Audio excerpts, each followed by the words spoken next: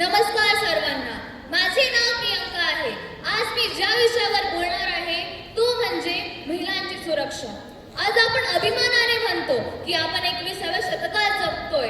वैज्ञानिक प्रगतीच्या शिखरावर पोहोचलो आहोत. बोटावर क्लिक करतात संपूर्ण जग आपल्या स्क्रीनवरती असते. पण एक कडू वास्तव असे आहे की आजही एक महिला सुरक्षित नाही.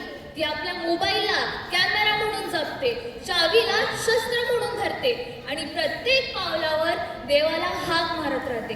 कारण तिला माहिती आहे की धोका रस्त्यावर नाही तर काही विकृत विचारांच्या माणसात आहे.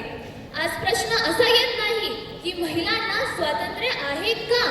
आज प्रश्न असा येतो की त्या स्वातंत्र्यात महिलांना सुरक्षा आहे का.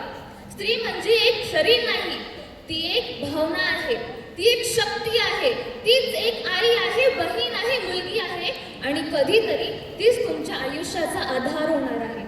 मग का आपण तिच्यासाठी रस्ता सुरक्षित करू शकत नाही? का तिचे हसू भीतीचा सावली ठरवते आणि का तिचे स्वप्न धोकादायक ठरवते? हो, कायदा हवा, सीसीटीव्ही कॅमेरा हवा, पोलीस यंत्रणा सुद्धा हवी, पण त्याहूनही महत्त्वाचं आपली मानसिकता बदलायला हवी.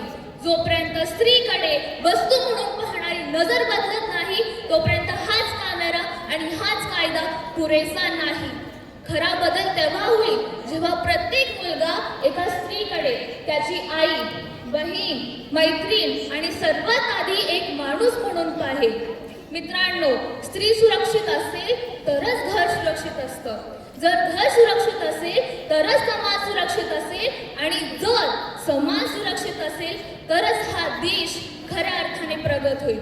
एवढंच बोलून माझे भाषण संपवू इच्छिते. धन्यवाद.